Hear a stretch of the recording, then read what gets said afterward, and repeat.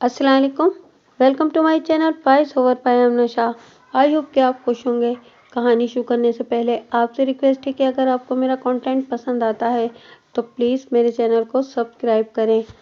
आइए मलिक सफदर हयात के इस सनसनीखेज स्टोरी का दूसरा हिस्सा सुनते हैं। रास्ते में मैंने आसिया के बाप रहमत अली से पूछा, तुम्हारी पड़ोसन का क्या हाल है? जी? वो बौखला गया।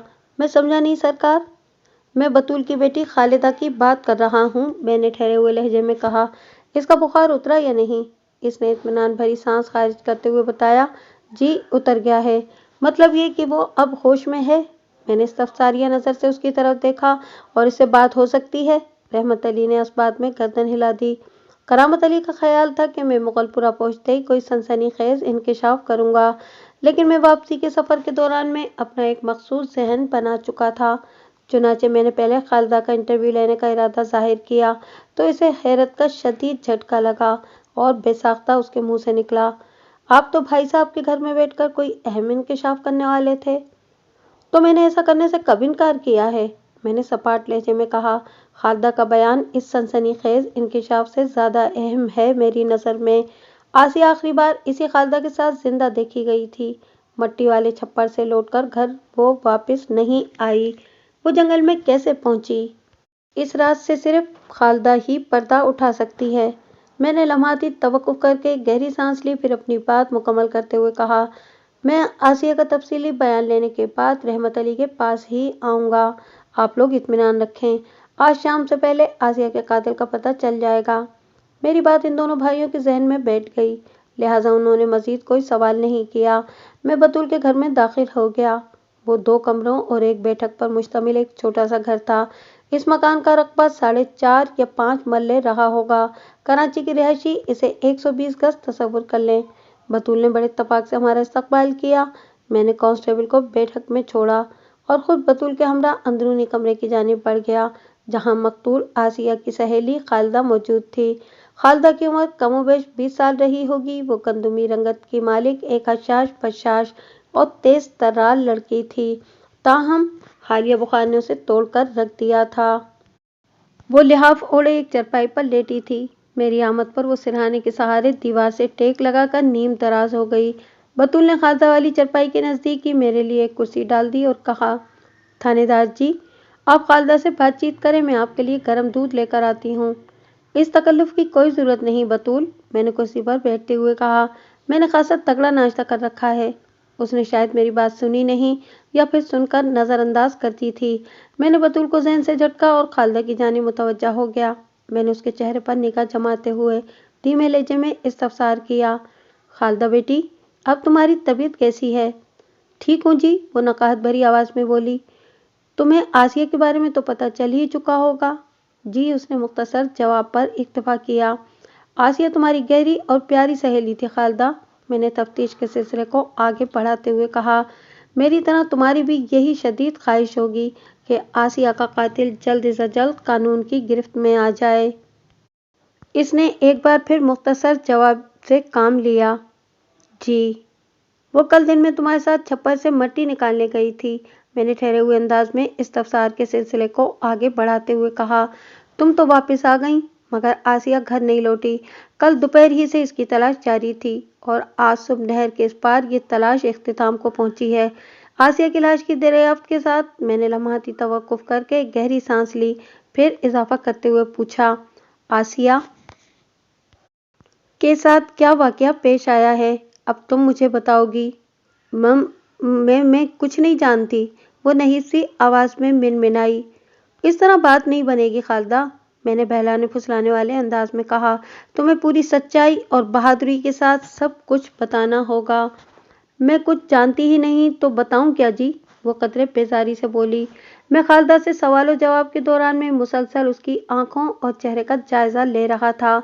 मुझे ये समझने में कोई दिक्कत महसूस न हुई कि वो मुझसे कुछ छुपाने की कोशिश कर रही थी। मैंने इसकी जबान खुलवाने के लिए दूसरे जाविये से सवाल शुरू कर दिए। कल दिन में तुम और आसिया एक साथ जौहर की तरफ गई थी ना? उसने इस बात में गर्दन हिला दी। और वहां छप्पर पर आयशा और रिजवाना से भी तुम लोगों की मुलाकात हुई थी, मैंने कुरेदने वाले अंदाज में कहा। वो भी मट्टी निकालने छप्पर पर पहुंची हुई थी। جی ہاں، اس نے گردن کو اثباتی جنبش دی۔ عائشہ اور رضوانہ تم دونوں سے پہلے چھپر سے واپس آ گئی تھی، میں نے کہا۔ تم اور آسیہ ایک ساتھ واپس آئی تھی؟ جی ہاں، اس نے جواب دیا۔ پھر تم تو صحیح سلامت گھر پہنچ گئیں، میں نے قدرے سخت لہجے میں استفسار کیا۔ اور آسیہ غائب ہو گئی، کیوں؟ کیا وہ تمہارے ساتھ گھر نہیں آئی تھی؟ تم دونوں ایک دوسرے کی پڑوسنیں ہو، کیا وہ تمہارے ساتھ ہی اپنے گھر کے دروازے تک نہیں آئی تھی؟ نہیں جی، خالدہ نے نفی میں گردن ہلاتے ہوئے جواب دیا۔ اسی لمحے بطول ایک ٹرے اٹھائے کمرے میں داخل ہوئی۔ ٹرے کے اندر دودھ سے بھرے ہوئے گلاس اور ایک پلیٹ میں ابلے ہوئے انڈے دکھائی دے رہے تھے، جن کو چھری کی مدد سے دو لخت کر کے ان کے اوپر کالی مرچی اور نمک چھڑکا گیا تھا۔ بطول نے مذکورہ ٹرے کو ایک پستہ قامت تپائی پر رکھا، پھر تپائی سمیت وہ ٹرے میرے سامنے پہنچ گئی۔ بطول نے کہا، تھانے دار جی، ایک گلاس آپ کے لیے ہے اور دوسرا اس پاگل خالدہ کے لیے۔ اس نے صبح سے کچھ نہیں کھایا، آپ دبکا ماریں گے تو یہ چپ چاپ ناشتہ کر لے گی، میری تو یہ سنتی ہی نہیں ہے۔ تم فکر نہ کرو بطول، میں نے آنکھوں ہی آنکھوں میں بطول کو واپس جانے کا اشارہ کرتے ہوئے کہا۔ خالدہ بہت اچھی بچی ہے، یہ میری بات نہیں ٹالے گی۔ بطول میرا اشارہ سمجھ کر واپس چلی گئی اور میں دوبارہ خالدہ کی طرف متوجہ ہو گیا۔ میں نے نرمی بھرے لہجے میں کہا، باتوں کے ساتھ ساتھ کھانا پینا بھی جاری رہنا چاہیے۔ تم اپنے عمل سے بطول پر یہ ثابت کر دو گی کہ تم نے میری بات ٹالی نہیں۔ میں صرف یہاں کا تھانہ انچارج ہی نہیں ہوں، تمہارا اور تمہاری آسیہ دوست کا سچا خیر خواہ بھی ہوں۔ تم مجھ پر آنکھیں بند کر کے بھروسہ کر سکتی ہو۔ اس کے چہرے پر اطمینان جھلکنے لگا۔ میں نے اس کے ایک ہاتھ میں دودھ کا گلاس اور دوسرے میں انڈے کا پیس تھما دیا۔ اس نے میری اس کوشش کی راہ میں کوئی رکاوٹ کھڑی کرنے کی کوشش نہیں کی۔ ہمارے درمیان ایک بار پھر گفتگو ہونے لگی۔ بطول کی آمد سے قبل خالدہ نے ایک سنسنی خیز انکشاف کیا تھا۔ میں نے بات چیت کا سلسلہ وہیں سے جوڑتے ہوئے کہا، تو تمہارا بیان یہ ہے کہ کل دوپہر میں آسیہ تمہارے ساتھ اپنے گھر کے دروازے تک نہیں آئی تھی؟ جی یہی سچ ہے، لیکن چھپر سے واپسی پر تو وہ تمہارے ساتھ ہی تھی، میں نے الجھن زدہ انداز میں سوال کیا۔ پھر وہ کہاں چلی گئی تھی؟ ہم دونوں چھپر سے ایک ساتھ ہی واپس ہوئے تھے، وہ رک رک کر بتانے لگی، لیکن گاؤں میں داخل ہونے سے پہلے وہ پیپل کے درخت کے پاس اچانک رک گئی تھی، جیسے اسے کوئی خاص بات یاد آ گئی ہو۔ میں نے اس سے پوچھا، کیا بات ہے آسیہ، تم چلتے چلتے ٹھہر کیوں گئی، کیا ہوا؟ ایک لمحہ سوچنے کے بعد اس نے جواب دیا تھا، خالدہ تم گھر جاؤ، میں تھوڑی دیر کے بعد آتی ہوں۔ تھوڑی دیر کے بعد کیا مطلب؟ میں نے گھور کر اسے دیکھا۔ تم کیا کرنے کا ارادہ رکھتی ہو؟ میں واپس چھپر کی طرف جاؤں گی، وہ ادھر ادھر نگاہیں گھماتے ہوئے بولی۔ میں تھوڑی دیر کے بعد واپس آؤں گی، تم جاؤ گھر۔ مجھے اس کی بات سے الجھن محسوس ہوئی تو میں نے پوچھا، چھپر پر دوبارہ جانے کا کیا مقصد ہے؟ تمہارا وہاں کیا رہ گیا ہے؟ دل، اس نے معنی خیز لہجے میں جواب دیا۔ دل؟ میں نے اس کے جواب کو دہرایا اور کہا، تمہارا مطلب ہے؟ ہاں وہی۔ وہ میرا جملہ پورا ہونے سے پہلے ہی زیر لب مسکراتی ہوئی بولی، سمجھا کرو نا۔ اور میں سمجھ کر واپس آ گئی تھی۔ خالدہ نے اپنے بیان کے اختتام میں بتایا، مجھے کچھ پتہ نہیں کہ آسیہ چھپر سے کب واپس آئی تھی یا نہیں آئی تھی۔ پھر مجھے شام سے پہلے ہی تیز بخار چڑھ گیا۔ رات میں اماں نے بتایا تھا کہ آسیہ کہیں گم ہو گئی ہے، اور اب پتہ چلا ہے کہ وہ بولتے بولتے اس کی آواز رند گئی۔ میں نے دودھ والا خالی گلاس خالدہ کے ہاتھ سے لے کر ٹرے میں رکھ دیا۔ اس گفتگو کے دوران میں نے اسے انڈوں کے 3-4 پیس بھی کھلا دیے تھے۔ میں ان دونوں نعمتوں سے پہلے ہی نمٹ چکا تھا۔ بات چیت کے اس موڑ پر آ کر آسیہ کی موت نے خالدہ کو رنجیدہ کر دیا تھا۔ آسیہ اس کی گہری سہیلی تھی۔ اپنی عزیز از جان سہیلی کی ابدی جدائی پر خالدہ کو اسی طرح دکھی اور ملول ہونا چاہیے تھا، لیکن اس کے باوجود بھی میں آسانی سے خالدہ کی جان چھوڑنے والا نہیں تھا۔ اس نے روا روی میں مجھے ایک ایسا نقطہ سمجھا دیا تھا جو مجھے آسیہ کے قاتل تک پہنچا سکتا تھا۔ خالدہ بیٹی، میں تمہارے جذبات اور احساسات کو سمجھ سکتا ہوں، میں نے شفقت بھری آواز میں اسے پکارا۔ آسیہ کی ناگہانی موت کا مجھے بھی اتنا ہی صدمہ ہے جتنا کہ تمہیں۔ میری دلی تمنا ہے کہ اس کا قاتل جلد سے جلد جیل کی آہنی سلاخوں کے پیچھے پہنچ جائے، اور یہ تمہارے تعاون کے بغیر ممکن نہیں ہے۔ میرے تعاون کے بغیر؟ اس نے الجھن زدہ نظر سے مجھے دیکھا۔ ہاں، مجھے تمہارا تعاون درکار ہے، میں نے ایک ایک لفظ پر زور دیتے ہوئے کہا۔ اگر تم میرا ساتھ دو تو میں شام سے پہلے آسیہ کے قاتل کو گرفتار کر سکتا ہوں۔ وہ کیسے تھانے دار صاحب؟ بے ساختہ اس کے منہ سے نکلا۔ آسیہ دوبارہ چھپر کی طرف کیوں گئی تھی؟ یہ بات تمہیں اچھی طرح معلوم ہے خالدہ، میں نے ٹھہرے ہوئے لہجے میں کہا۔ اس نے اپنے دل کے छप्पड़ पर रह जाने की बात की थी। ये क्या माजरा है? वो जुझबुझ होकर मुझे तकने लगी। मैंने तंबी करने वाले अंदाज में कहा, देखो खालदा, मैंने पुलिस डिपार्टमेंट में झक नहीं मारी। तुम्हारी बातों से मैंने इतना तो अंदाजा लगा ही लिया है कि आसिया किसी मर्द से मिलने दोबारा छप्पड़ की तरफ गई थी। अगर तुम अपनी जबान से इस मर्द का नाम बता दोगी तो मुझे खुशी होगी, वरना अगर मैंने अपनी तफ्तीश के दौरान में इस बंदे का सुराग लगा लिया और बाद में मुझे पता चला कि तुम इस शख्स को अच्छी तरह जानती थी, तो फिर मैं अपनी तमाम तर नरमी को फरामोश करके तुम्हारे लिए जल्लाद भी बन सकता हूँ। मेरे सनसनाते हुए अल्फाज का खालदा पर खातिर खा असर हुआ। उसने एक झुरझुरीली और खौफजदा सी आवाज में बोली, जी आपका अंदाजा दुरुस्त है। वो किससे मिलने दोबारा जौहर की तरफ गई थी? मैंने अपने अल्फाज में तेजी लाते हुए इस्तफसार किया। अपने मंगेतर लियाकत अली से? नहीं, उसने नफी में गर्दन हिला दी। मेरा कड़ा इस्तफसार जारी रहा। फिर? लियाकत तो आसिया का मंगेतर था जी, और अगली साल इनकी शादी भी होने वाली थी।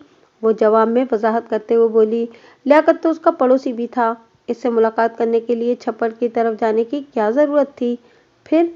लम्हाती तवक्कुफ करके उसने गहरी सांस ली और अपनी बात मुकम्मल करते हुए बताने लगी, फिर जी लियाकत तो कल सुबह गांव से लाहौर रवाना हो गया था। यही तो मैं भी पूछ रहा हूँ खालिदा, मैंने कदरे तल्ख लहजे में कहा। आसिया कल दोपहर में तुम्हें अकेले वापस भेजकर किस बंदे से मिलने दोबारा छप्पर की तरफ गई थी? कदीर से जी, वो डरते डरते बोली। कदीर? ये कौन है? मैंने उसकी आंखों में झांकते हुए सवाल किया। और आसिया से इसका क्या ताल्लुक है? कदीर भी मुगलपुरा में ही रहता है जी, खालदा ने कदरे सरासीमा अंदाज में जवाब दिया।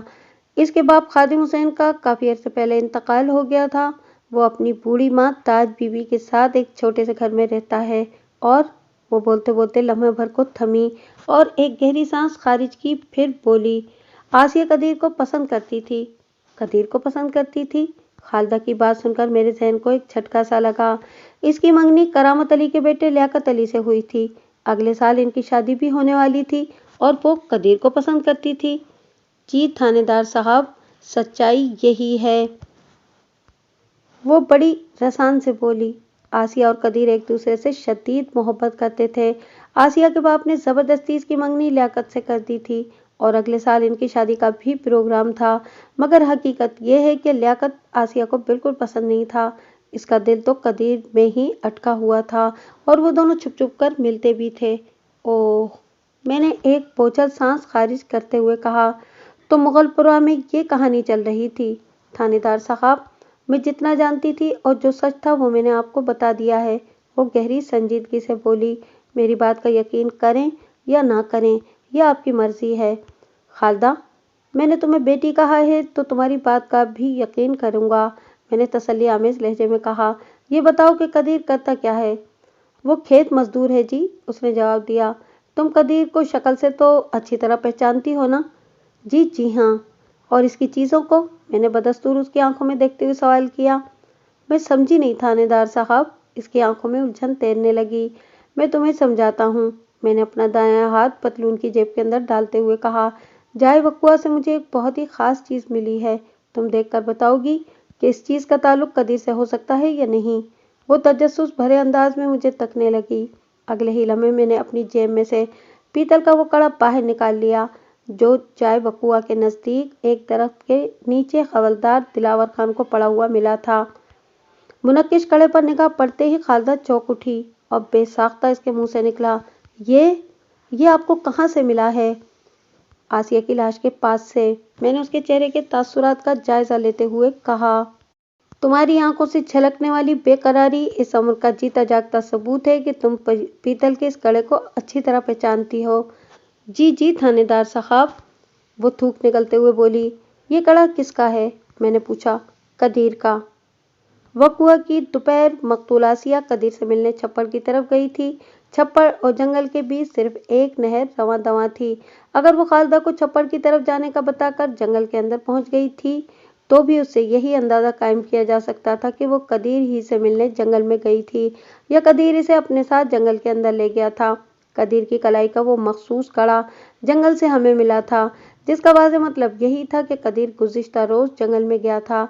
कड़ियाँ एक एक करके आपस में मिल रही थीं और बहुत जल्द। ایک مربوط زنجیر کی شکل اختیار کرنے والی تھیں۔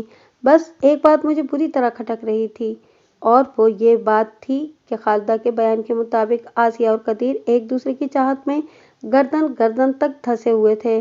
اس قسم کے عشقیہ پس منظر میں قدیر کا آسیہ کا قاتل ہونا سمجھ سے بالاتر نظر آتا تھا، مگر پولیس کی تفتیش کی گاڑی تو اس اصول پر کام کرتی ہے کہ اس دنیا میں کچھ بھی ناممکن نہیں۔ خالدہ سے میں اور کوئی کام کی بات نہیں اگلوا سکتا تھا، لہٰذا میں اس کے گھر سے نکل کر آسیہ کے گھر میں داخل ہو گیا۔ آسیہ کی رازدار سہیلی خالدہ سے ہونے والی ملاقات اس قدر بھرپور اور معلومات افزا تھی کہ مجھے آگے کسی مرحلے پر زیادہ محنت نہیں کرنا پڑی۔ میں نے آسیہ کے باپ رحمت علی اور اس کے چھوٹے بھائی کرامت علی کو ایک کمرے میں بٹھا کر تازہ ترین حالات کی سنگینی سے آگاہ کر دیا۔ میں نے جنگل سے ملنے والا پیتل کا کڑا بھی باری باری انہیں دکھایا۔ ان دونوں کے چہروں پر ایک رنگ آتا تھا تو ایک رنگ جاتا تھا۔ میری بات کے اختتام پر رحمت علی نے قصیلے انداز میں کہا، یہ قدیر الو کا پٹھا مجھے شکل ہی سے آوارہ اور بدمعاش لگتا ہے، اسی لیے میں نے اس کی درخواست کو رد کر دیا تھا۔ درخواست کو رد کر دیا تھا؟ میں نے چونکے ہوئے لہجے میں دریافت کیا۔ کیا مطلب ہے تمہارا؟ وہ لفنگا ایک روز گاؤں سے باہر مجھ سے ملا تھا، وہ وضاحت کرتے ہوئے بولا۔ اس نے پہلے تو مجھے یہ یقین دلانے کی کوشش کی کہ وہ آسیہ سے سچی محبت کرتا ہے، وہ آسیہ کا بہت خیال رکھے گا، لہٰذا میں اسے اپنی فرزندی میں لے لوں۔ پھر تم نے اس کی درخواست رد کر دی؟ میں نے اس کے خاموش ہونے پر کہا، تم نے اسے اپنی فرزندی میں لینے سے صاف انکار کر دیا ہوگا، ہے نا؟ جی آپ بالکل ٹھیک کہہ رہے ہیں، وہ اس بات میں گردن ہلاتے ہوئے بولا۔ میں اس کے سوا اور کیا کر سکتا تھا؟ مجھے تو اس کی منحوس شکل ہی سے نفرت تھی۔ جنگلیوں کی طرح اس نے سر کے بال بڑھا رکھے ہیں اور کنڈوں کے مانند قمیص کے بٹن کھولے چوڑا ہو کر پورے گاؤں میں گھومتا پھرتا ہے۔ وہ لمحے بھر کو سانس ہموار کرنے کے لیے رکا، پھر اپنی بات کو آگے بڑھاتے ہوئے بولا، جب مجھے یقین ہو گیا کہ وہ شیطان کی اولاد قدیر ہاتھ دھو کر میری بیٹی کے پیچھے پڑ گیا ہے اور کسی بھی صورت اس کی جان نہیں چھوڑے گا، تو میں نے فوری طور پر آسیہ کی منگنی کرامت کے بیٹے لیاقت کے ساتھ کر دی۔ لیکن بھائی صاحب، کرامت علی اپنے بڑے بھائی رحمت علی کے خاموش ہوتے ہی بول اٹھا، یہ قدیر والا معاملہ آپ نے ہمیں تو نہیں بتایا تھا۔ میں نے واضح طور پر محسوس کیا کہ کرامت علی کے استفسار میں شکوہ بھرا ہوا تھا۔ رحمت نے جان چھڑانے والے انداز میں کہا، یہ کوئی ایسی خاص بات نہیں تھی، اس لیے میں نے تم سے یہ تمہاری بیوی شہناز سے اس کا ذکر کرنا ضروری نہیں سمجھا تھا۔ رحمت بھائی، آپ بھی کمال کرتے ہیں، کرامت کی شکایت فزوں تر ہو گئی۔ آپ اتنے خاص اور اہم بلکہ نازک معاملے کو کوئی اہمیت ہی نہیں دے رہے۔ مجھے آپ کی بات سن کر سخت افسوس ہوا ہے۔ ہر گزرتے لمحے کے ساتھ کرامت علی کے چہرے پر نمودار ہونے والے ناگواری کے تاثرات میں گہرائی پیدا ہوتی جا رہی تھی۔ رحمت نے نہایت ہی سرسری انداز میں کہا، افسوس کیسا کرامت علی؟ میں نے تمہارے ساتھ کون سی زیادتی کر دی ہے؟ یہ زیادتی نہیں تو اور کیا ہے؟ کمرے کے باہر سے نسوانی آواز ابھری، اپنی بیٹی کے عیب کو چھپا کر ہمارے بیٹے کے گلے باندھنے کی کوشش کی گئی تھی، اللہ کا شکر ہے کہ ہم بچ گئے۔ تم چپ رہو شہناز، کرامت نے تیز لہجے میں کہا، میں بات کر رہا ہوں نا۔ تمہاری گھر والی کو تمہاری بات بے وزن لگ رہی ہے کرامت، رحمت علی نے طنزیہ لہجے میں کہا، اسی لیے اس نے باہر سے لقمہ دینا ضروری سمجھا ہے، تم اسے بھی اندر ہی کچہری میں بلا لو۔ رحمت بھائی، سچی بات سب کو کڑوی لگتی ہے، کرامت کی بیوی شہناز نے اکھڑے ہوئے لہجے میں کہا، اگر ہمیں پتا ہوتا کہ آسیہ نے کہیں اور ٹانکا فٹ کر رکھا ہے تو ہم اس رشتے کے لیے حامی ہی نہ بھرتے۔ خدا کا غضب ہے، اس نے لمحاتی توقف کیا، پھر تیکھے لہجے میں بولی، بے حیا کو اتنا بھی خیال نہ آیا کہ اس کی منگنی ہو چکی ہے اور اگلے سال شادی بھی ہونے والی ہے۔ وہ اب بھی اپنے یار سے جنگل میں چھپ چھپ کر ملاقاتیں کرتی پھرتی تھی۔ زبان سنبھال کر بات کرو شہناز، ایک اور زنانہ آواز ابھری، کچھ تو شرم کرو، ابھی تو میری بیٹی کی لاش ملی ہے اور تم نے الٹی سیدھی بکواس شروع کر دی۔ یہ یقیناً مقتول آسیہ کی ماں صغرا بی بی تھی۔ شہناز کی جلی کٹی باتوں نے اس کو سلگا کر رکھ دیا تھا۔ شرم میں کیوں کروں، تم کرو آسیہ کی اماں، شہناز تڑک کر بولی، میں نے جو کچھ بھی کہا ہے اس میں ایک بات بھی غلط نہیں، مجھ پر یقین نہیں ہے تو جا کر تھانے دار صاحب سے پوچھ لو۔ اب یہ معاملہ خطرناک حدود میں داخل ہونے جا رہا تھا۔ رحمت علی اور کرامت علی میرے پاس بیٹھے ہوئے تھے، دونوں کے چہروں پر تناؤ تو دکھائی دیتا تھا، تاہم دشمنی والی کوئی بات نہیں تھی، جبکہ ان کی بیویاں لڑنے مرنے پر تیار نظر آتی تھیں۔ میں نے رحمت علی کو مخاطب کرتے ہوئے کہا، رحمت، تم دونوں اپنی بیویوں کو سنبھالنے کی کوشش کرو، میں چلتا ہوں، اب میرا یہاں پر کوئی کام نہیں ہے۔ آپ کہاں جائیں گے؟ کرامت علی نے پوچھا۔ قدیر کے پاس، میں نے 2 टोक अल्फाज में जवाब दिया। मैं इसे अपने साथ थाने ले जाऊंगा, इससे तफ्तीश उधर थाने ही में होगी। अगर आप कहें तो मैं अपना टांगा निकालता हूँ, वो पेशकश करने वाले अंदाज में बोला। आपका टांगा तो आसिया की लाश लेकर अस्पताल गया है। इसकी कोई ज़रूरत नहीं, मैंने साफ गोई का मुजाहरा करते हुए कहा। मैं किसी न किसी तरह अपनी वापसी का बंदोबस्त खुद कर लूँगा। तुम्हारा यहाँ रहना बेहद ज़रूरी है। और सुनो, तुम दोनों, मैंने लम्हाती तवक्कुफ करके बारी बारी इनकी तरफ देखा। जो होना था वो हो चुका। अब आपस में लड़ाई झगड़ा करने का कोई फ़ायदा नहीं। तुम्हारा और तुम्हारी बीवियों का फसाद आसिया को जिंदा नहीं कर सकता, बल्कि अगर तुम लोगों ने इल्ज़ाम तराशी के इस फितना परवर सिलसिले को बंद न किया तो भाई भाई का दुश्मन बन जाएगा। हालात और अक्लमंदी का तकाजा यही है कि आपस के इख्तिलाफात को फिलहाल फरामोश करके आगे की सोचो। वो दोनों खामोश नज़रों से कभी मुझे और कभी एक दूसरे को देखने लगे।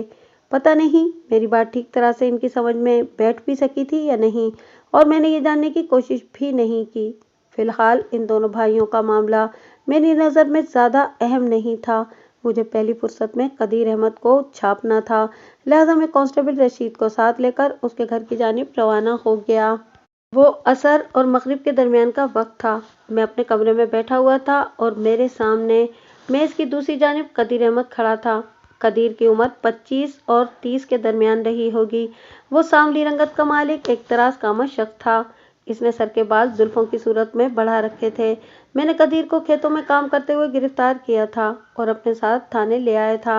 इसे मेरी ज़बानी ही पता चला था कि आसिया अब इस दुनिया में बाकी नहीं रही थी। इससे पहले वो इसकी गुमशुदगी ही से आगाह था।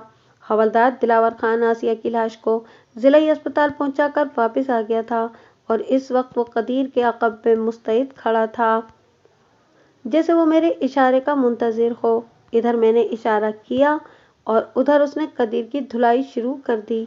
मेरा तफ्तीश का अपना एक मखसूस तरीका कार है। मैं अव्वलीन यही कोशिश करता हूँ कि घी सीधी उंगली ही से निकल आए। अगर मुझे अपने मकसद में खातिर खा कामयाबी हासिल नहीं हो पाती तो फिर मैं दूसरे तफ्तीशी तरीक़ों के बारे में सोचता हूँ। यानी इस सूरत में घी निकालने के लिए उंगली को टेढ़ा करना मुझ पर लाजिम हो जाता है। मैंने गिरफ्तारी के वक्त कदीर को कुछ नहीं बताया था कि उसका जुर्म क्या है। वो रास्ते भर मुझसे यही सवाल करता आया था, मगर मैंने जवाब देना ज़रूरी नहीं समझा था। थाने पहुंचकर भी जब उसकी ज़बान पर यह सवाल बरकरार रहा तो मैंने पूछा, क्या तुम वाकई नहीं जानते कि मैंने तुम्हें किस सिलसिले में गिरफ्तार किया है? अगर मुझे पता होता तो मैं आपसे पूछता ही क्यों जनाब, वो आजिज़ी से बोला। मैं तो आसिया की गुमशुदगी की वजह से पहले ही बहुत परेशान था। ऊपर से आपने इसकी मौत की खबर भी सुना दी और गिरफ्तार करके ज़बरदस्ती मुझे थाने भी ले आए। इतना तो बता दें कि आखिर मेरा कसूर क्या है? अगर तुम इतने ही मासूम और भोले भाले हो तो मुझे बताओ, तुम आसिया की गुमशुदगी से परेशान क्यों थे? मैंने उसकी आंखों में देखते हुए सख्त लहजे में इस्तफसार किया। तुम्हारा इससे क्या रिश्ता था? मेरा आसिया से मोहब्बत का रिश्ता था, वो मजबूत लहजे में बोला। हम दोनों एक दूसरे को चाहते थे। जो लोग एक दूसरे को चाहते हैं वो आपस में एक दूसरे के सच्चे खैर ख्वाह भी हुआ करते हैं कदीर, मैंने सनसनाते हुए लहजे में कहा। तुम्हारी तरह खुदगर्ज और सफाक नहीं जनाब, वह हैरत भरी नज़र से मुझे देखते हुए बोला। मैंने कौन सी खुदगर्जी और सफाकी का मुजाहरा किया है? तुम जिसको चाहने के दावेदार हो, इसके खून में हाथ रंगना तुम्हारी खुदगर्जी और सफाकी नहीं तो और क्या है? मैंने एक एक लफ्ज़ पर जोर देते हुए कहा। तुम्हारी खोखली चाहत और मोहब्बत का भांडा फूट चुका है कदीर। जनाब, ये आप क्या कह रहे हैं? इसकी हैरत दो चंद हो गई। मैं तो आसिया को मामूली सी गज़न पहुंचाने का भी तसव्वुर नहीं कर सकता और आप उसके कत्ल की बात कर रहे हैं। क्या ये बात दुरुस्त है कि तुम चोरी छुपे आसिया से मुलाकातें किया करते थे? मैंने एक दूसरे जाविये से इसे घिसने की कोशिश की। जी हाँ, ये दुरुस्त है, इसने बड़े एतमाद से जवाब दिया। जबकि तुम्हें अच्छी तरह ये बात मालूम थी कि आसिया की मंगनी हो चुकी थी। मैंने खा जाने वाली नज़र से कदीर को घूरा। और अगले साल उसकी लियाकत के साथ शादी भी होने वाली थी। जी हाँ, मैं आसिया की मंगनी के बारे में भी जानता था। इसके बावजूद भी तुम इससे मुलाकातों से बाज नहीं आते थे, मैंने सख्त लहजे में कहा। जबकि तुम्हें अच्छी तरह ये बात मालूम थी कि तुम्हारी ये हरकत इसके रिश्ते वाले मामले के लिए इंतहाई खतरनाक साबित हो सकती थी। थानेदार साहब, वो ठहरे हुए लहजे में बोला। یہ بات میں آپ کو بتا چکا ہوں کہ ہم دونوں ایک دوسرے سے بڑی گہری محبت کیا کرتے تھے، اور میں نے آسیہ کے باپ چاچا رحمت علی سے رشتے کی بات بھی کی تھی۔ اگر اس نے مجھے بری طرح جھڑک دیا تھا۔ اور پھر وہ لمحے بھر کو رکا اور پھر اپنی بات مکمل کرتے ہوئے بولا، اور پھر اس واقعے کے چند ہی روز بعد رحمت علی نے آسیہ کی اپنے بھائی کے بیٹے لیاقت علی سے منگنی کر دی تھی۔ آسیہ اور لیاقت کی منگنی ہو گئی، مگر تم نے پھر بھی چھپ چھپ کر آسیہ سے ملتے رہنا جاری رکھا۔ میں نے طنزیہ لہجے میں کہا، تمہیں ایک لمحے کے لیے بھی خیال نہ آیا کہ تم کتنا گھناؤنا کام کر رہے ہو؟ میں مانتا ہوں کہ آسیہ کی منگنی ہو جانے کے بعد مجھے اس سے ہر قسم کا ناتا توڑ لینا چاہیے تھا۔ وہ بہت سنجیدگی سے بولا، میں اپنے دل کے ہاتھوں مجبور تھا، بلکہ ہم دونوں ہی اپنی اپنی جگہ مجبور تھے۔ آسیہ کسی بھی قیمت پر لیاقت سے شادی کرنے کو تیار نہیں تھی، مگر وہ اپنے باپ کے زبردستی کے فیصلے کے سامنے کچھ بھی نہیں کر سکتی تھی۔ ہم جب بھی ملتے وہ یہی رونا روتی تھی۔ اس کی خواہش تھی کہ میں کوئی ایسی راہ نکالوں کہ ہماری شادی ہو جائے۔ تو کیا تم ایسی راہ نکالنے میں کامیاب رہے تھے؟ میں نے چپتے ہوئے لہجے میں پوچھا۔ اگر کامیاب ہو جاتا تو پھر بات ہی کیا تھی جناب؟ وہ ایک افسردہ سی سانس خارج کرتے ہوئے بولا۔ میں نے بدستور اس کی آنکھوں میں جھانکتے ہوئے استفسار کیا، اس کا مطلب یہ ہوا کہ تم اپنے مقصد میں ناکام رہے تھے؟ جی ہاں، اس نے اثبات میں گردن ہلائی۔ مجھے اس گمبھیر مسئلے کا کوئی حل نظر نہیں آیا تھا۔ حالانکہ ایک موقع پر آسیہ نے یہاں تک کہا تھا کہ ہم خاموشی سے بھاگ کر کسی دوسرے شہر میں چلے جاتے ہیں اور وہاں جا کر شادی کر لیتے ہیں، لیکن وہ ہر بات ادھوری چھوڑ کر خاموش ہوا۔ تو میں نے پوچھا، لیکن کیا؟ لیکن یہ کہ جناب، آپ اسے میری شرافت سمجھیں یا بزدلی؟ وہ سپاٹ لہجے میں بولا۔ میں آسیہ کے ساتھ بھاگنے کی ہمت نہ کر سکا۔ یہ تمہاری بزدلی تھی یا شرافت؟ اس کا فیصلہ تو آنے والا وقت ہی کرے گا، میں نے ایک ایک لفظ پر زور دیتے ہوئے کہا۔ مگر میں اتنا جانتا ہوں کہ ہر طرف سے مایوس ہو جانے کے بعد تم نے ایک سنگین قدم اٹھانے کا فیصلہ کر لیا تھا۔ اور وہ قطع کلامی کرتے ہوئے بولا، سنگین قدم؟ ہاں، سنگین قدم۔ یہ آپ کیا کہہ رہے ہیں تھانے دار صاحب؟ میں بالکل ٹھیک کہہ رہا ہوں، میں نے ٹھوس الفاظ میں کہا۔ جب تمہیں پکا یقین ہو گیا کہ آسیہ کسی طرح بھی تمہاری نہیں ہو سکتی تو تم نے اسے موت کے گھاٹ اتار دیا۔ یہ جھوٹ ہے، وہ بکھری ہوئی آواز میں بولا۔ مجھ پر الزام ہے؟ اوئے الزام کی اولاد! حوالدار نے اس کی کمر پر ایک لات رسید کرتے ہوئے غضبناک لہجے میں کہا، تم ملک صاحب کو جھوٹا کہہ رہے ہو؟ تمہیں شرم نہیں آتی؟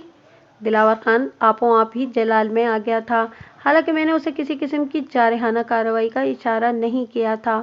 حوالدار کی لات کھانے کے بعد قدیر توازن قائم نہ رکھ سکا۔ اس کا دماغی توازن تو میرے تیکھے اور نوکیلے سوالات نے درہم برہم کر رکھا تھا۔ حوالدار کے زوردار حملے نے اس کے جسمانی توازن کا بھی تختہ کر دیا۔ وہ لڑکھڑایا اور منہ کے بل اس کا بدن میز کی طرف جھکا۔ اگلے ہی لمحے اس کا سر میز سے ٹکرایا اور اس کے ساتھ ہی اس کے حلق سے ایک کربناک چیخ بھی خارج ہوئی۔ دلاور خان کسی عقاب کے مانند اس پر جھپٹ پڑا، پھر بجلی کی سی تیزی سے اس نے گریبان میں ہاتھ ڈال کر قدیر کو سیدھا کھڑا کر دیا اور گرجدار آواز میں بولا، بندے دت پتر بن کر الف کی طرح سیدھا کھڑا ہو جا اور ملک صاحب جو بھی پوچھیں اس کا سچا اور کھرا جواب دے، ورنہ… حوالدار دلاور خان نے دھمکی آمیز انداز میں جملہ نامکمل چھوڑا تو قدیر منت ریز نظر سے مجھے دیکھتے ہوئے گھگھیایا، تھانے دار صاحب، یہ زیادتی ہے، میرے ساتھ ظلم ہو رہا ہے۔ اوئے ظلم و زیادتی کے گھوڑے! حوالدار نے اسے دبکا مارا، تم نے ابھی تک ظلم و زیادتی کے الفاظ سن رکھے ہوں گے، اگر میں نے تمہیں ان کی عملی جھلک دکھا دی تو دن میں تارے اور رات میں سورج تمہاری آنکھوں کے سامنے گردش کرنے لگے گا۔ میز کی سخت سطح سے قدیر کا سر ٹکرانے سے ایک بھیانک نتیجہ برآمد ہوا تھا، اور وہ یہ کہ وہ چہرے کے بل میز کی طرف آیا تھا اور اس خوفناک ٹکراؤ میں اس کے ہونٹ شدید زخمی ہو گئے تھے۔ گھائل ہونٹوں سے باقاعدہ خون بھی رس رہا تھا۔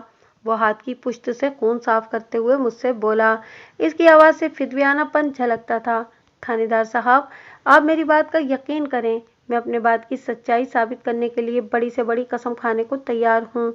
دیکھو قدیر، تھانے اور کچہری میں قسمیں اٹھانے سے بات نہیں بنا کرتی، میں نے سمجھانے والے انداز میں کہا۔ تمہیں اندازہ نہیں کہ حوالدار دلاور خان کتنا جابر پولیس والا ہے۔ پولیس ڈپارٹمنٹ میں آنے سے پہلے یہ قصاب ہوا کرتا تھا۔ قصاب کا مطلب سمجھتے ہو نا؟ جی، وہ منمنایا۔ کسائی؟ ہاں کسائی، میں نے اپنی آواز میں زور بھرتے ہوئے کہا۔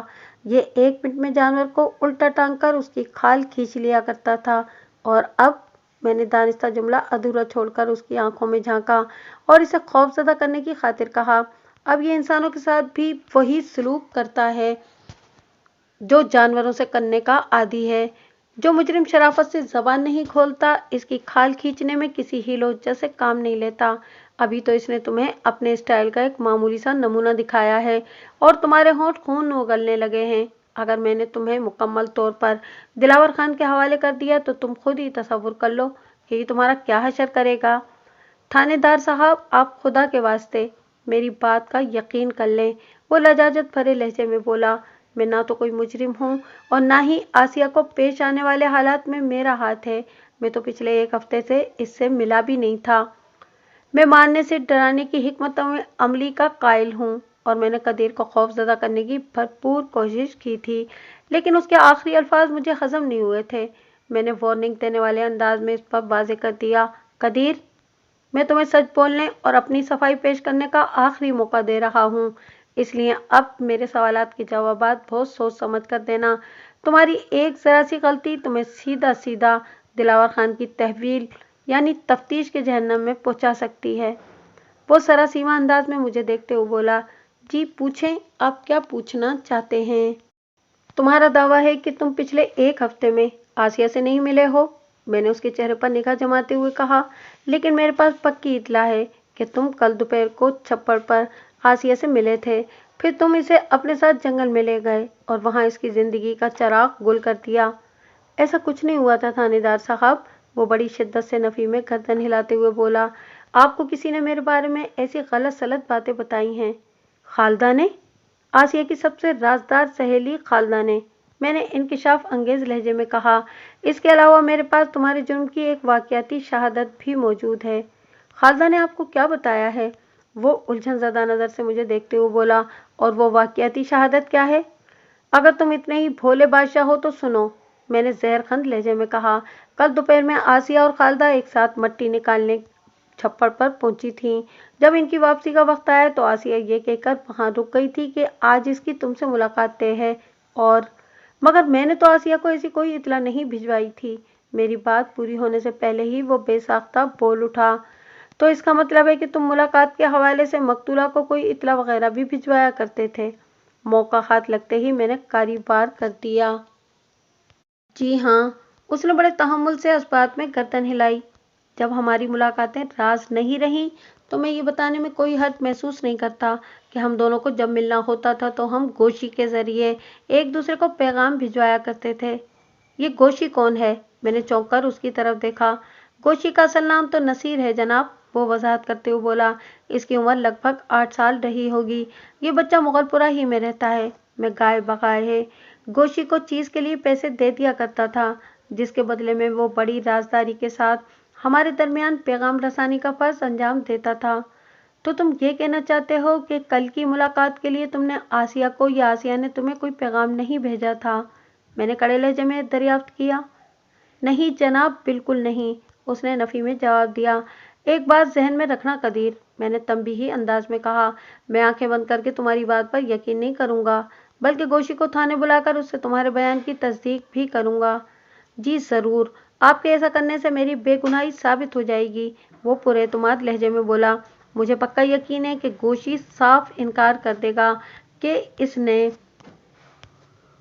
یا آسیہ نے کل ملاقات کے حوالے سے کوئی بات کی تھی۔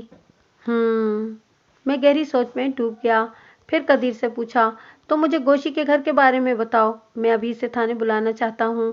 قدیر نے نہایت ہی سادہ الفاظ میں مجھے گوشی کے گھر کی لوکیشن اور محل وقوع بتا دیا۔ میں نے دلاور خان کی طرف دیکھتے ہوئے کہا، تم اس بچے کو فی الفور یہاں بلوانے کے لیے کسی اہلکار کو مغل پورہ کی طرف روانہ کر دو۔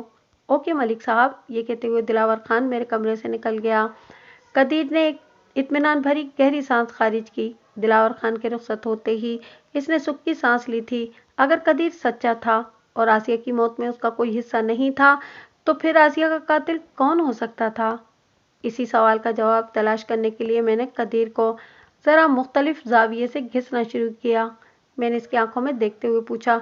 कदीर, तुम तो इस बात पर साबित कदमी से डटे हुए हो कि ना तो तुम कल आसिया से मिलने छप्पर की तरफ गए थे और ना ही इसे अपने साथ जंगल के अंदर ले गए। बिल्कुल जनाब, हकीकत यही है, वो जोर देकर बोला। अभी गोशी यहाँ आकर इस बात की तस्दीक कर देगा।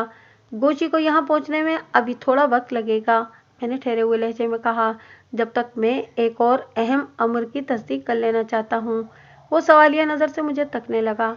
मैंने बड़े रसान से कहा, कदीर, मुगलपुरा के निस्फ दर्जन अफराद ने मुझे बताया है कि तुम अपनी कलाई में पीतल का एक मुनक्किश कड़ा पहने रहते हो, लेकिन इस वक्त मुझे तुम्हारी दोनों कलाइयाँ खाली नजर आ रही हैं। क्या तुम बता सकते हो कि वो कड़ा कहाँ गया?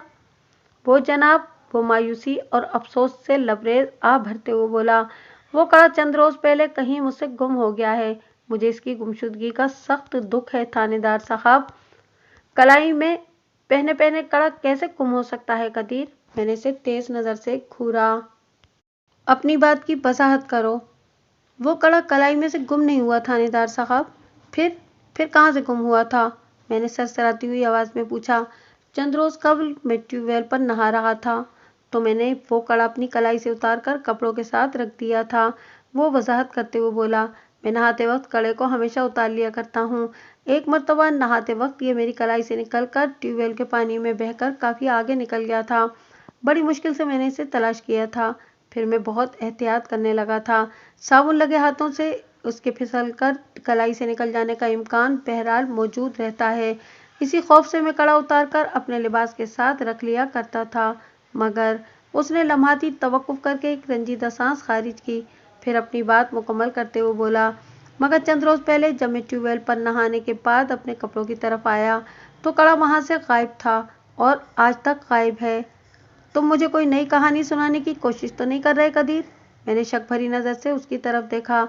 याद रखो, अगर तुमने अपने किसी छूट की मदद से मुझे गुमराह करने की कोशिश की तो मैं तुम्हारा वो हशर नशर करूंगा कि दुनिया तुम्हारा तमाशा देखने के लिए जोक दर जोक मुगलपुरा पहुंचेगी। मैंने आपको जो कुछ भी बताया है वो 100% सच है थानेदार साहब, वो गहरी संजीदगी से बोला। अगर बाद में मेरा कहा हुआ एक लफ्ज भी गलत निकले तो मैं सख्त से सख्त सजा पाने को तैयार हूँ। मैं तो अभी तक इस कड़े की गुमशुदगी पर परेशान हूँ और हर मुमकिन जगह इसे ढूंढने की कोशिश कर रहा हूँ।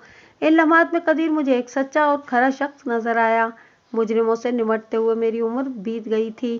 कोई कच्चा मुजरिम हो या पक्का आधी मुजरिम, मैं इसके अंदाज ही से पहचान जाता था। कदीर, मैंने तसल्ली भरे अंदाज में कहा, तुम्हें इस पीतल के मुनक्किश कड़े के लिए मजीद गमज़दा या परेशान होने की जरूरत नहीं। जज जी, क्या मतलब? वो हैरत से मुंह खोलकर मुझे तकने लगा। मतलब ये कि मैंने तुम्हारा गुमशुदा कड़ा ढूंढ निकाला है। मैंने ये कहते हुए मज़कूरा कड़ा अपनी मेज की दराज में से निकालकर उसकी सिमत बढ़ा दिया। कड़े पर निगाह पड़ते ही उसकी आंखें फट गईं और उसके हलक से एक नाकाबिल यकीन सी आवाज खारिज हुई। ये आपको कहाँ से मिला है? जंगल में से, मैंने एक एक लफ्ज पर जोर देते हुए कहा। ये इधर आसिया की लाश के करीब ही पड़ा हुआ था। इसका तो ये मतलब हुआ थानेदार साहब, वो सरसराती हुई आवाज में बोला, जिस शख्स ने भी मेरा ये कड़ा लिया था वही आसिया का कातिल भी है। तुम्हारा अंदाजा दुरुस्त नजर आता है कदीर, मैंने ताइदी अंदाज में गर्दन हिलाते हुए कहा, और इससे ये भी साबित होता है कि वो शख्स तुम्हारा दुश्मन भी है। इसने मंसूबाबंदी के साथ आसिया को इस तरह कत्ल किया कि उसके कत्ल का शक सीधा सीधा तुम पर जाए। इस दुनिया में मेरा तो सिर्फ एक ही दुश्मन है थानेदार साहब, वो बड़े बसूक से बोला। कौन है वो? मैंने चौंक कर पूछा। लियाकत अली, आसिया का मंगेतर, उसने बड़े एतमाद से जवाब दिया। आसिया अक्सर मुझे बताती रहती थी कि लियाकत मुझसे शदीद नफरत करता है और इसे भी मेरे खिलाफ उकसाने की कोशिश करता रहता है। इधर कदीर की बात खत्म हुई, इधर हवलदार दिलावर खान ने मेरे कमरे में आकर इतला दी, मलिक साहब, नसीर उर्फ गोशी थाने पहुंच गया है। गोशी 8 साल का एक गोल मटोल बच्चा था, लेकिन इसकी आंखों, चेहरे के तासुरात में खास किस्म की अय्यारी और चालाकी दिखाई देती थी। थाने में आने का इसे ये पहली बार इत्तेफाक हुआ था, लिहाजा इसकी सारी होशियारी और तेजी तर्रारी काफूर होकर रह गई थी। मैंने पूछगछ से पहले इसे हवालात में बंद कैदियों का भी नजारा कराया और इस पर वाजे कर दिया कि अगर इसने जरा सी भी गलत बयानी की तो मैं उसे भी इन्हीं कैदियों के साथ हवालात में बंद कर दूंगा। وہ میری خطرناک باتیں سن کر سہم گیا اور اس نے مجھ سے پکا وعدہ کیا کہ وہ ذرا سا بھی جھوٹ نہیں بولے گا۔ میں نے گوشی کو بلایا تو قدیر کے بیان کی تصدیق کے لیے تھا، لیکن جب میں نے اس سے طریقے سلیقے سے پوچھا تو اس نے ایسے ایسے انکشافات کیے کہ آسیہ کے قتل کا معمہ چٹکی بجاتے میں حل ہو گیا۔ گوشی کی تصدیق نے قدیر کو بے گناہ اور لیاقت کو گناہ گار ثابت کر دیا تھا۔ لیاقت نے زیادہ پیسوں کا لالچ دے کر گوشی سے اپنا کام نکلوایا تھا۔ لیاقت کو کسی طرح پتہ چل گیا تھا کہ گوشی آسیہ اور قدیر کے درمیان ایک ڈاکیے کا کردار ادا کر رہا ہے۔ اس نے گوشی کی مدد ہی سے قدیر کا کڑا چوری کرایا تھا اور چند روز بعد گوشی ہی کے ذریعے اس نے آسیہ تک یہ پیغام بھجوایا تھا کہ قدیر وقوعہ کی دوپہر جنگل میں اس سے ملاقات کرنا چاہتا ہے۔ آسیہ چونکہ گوشی پر پورا بھروسہ کرتی تھی، وہ اس کی طرف سے دھوکے کا تصور بھی نہیں کر سکتی تھی، لہٰذا وہ قدیر سے ملنے جنگل میں پہنچ گئی، جہاں لیاقت علی چھپ کر اس کا انتظار کر رہا تھا۔ اس کے بعد جنگل کے اندر آسیہ کے ساتھ کیا واقعہ پیش آیا ہوگا، اسے سمجھنے کے لیے کسی خاص قسم کی عقل کی قطعاً ضرورت نہیں۔ بعد ازاں جب میں نے لیاقت علی کو لاہور سے گرفتار کر کے اس سے کڑی تفتیش کی تو اس نے زبان کھولنے میں کسی پس و پیش سے کام نہیں لیا۔ وہ اپنی مخالفت میں چلنے والی ہوا کو محسوس کر چکا تھا، لہٰذا اس نے عافیت اسی میں جانی کہ اپنے جرم کا اعتراف کر لے۔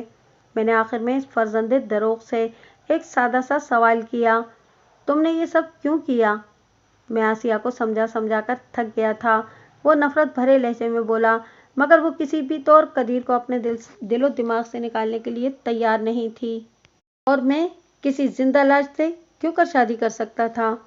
اس لیے تم نے فریب کا ایک جال بچھا کر آسیہ کو موت کے گھاٹ اتار دیا، میں نے زہرخند لہجے میں کہا، تاکہ نہ رہے بانس اور نہ بجے بانسری۔ اس نے میری بات کے جواب میں کچھ نہیں کہا، خاموشی سے گردن جھکا دی۔ یہ جھکی ہوئی گردن اس کی پشیمانی اور اقبال جرم کی روشن دلیل تھی۔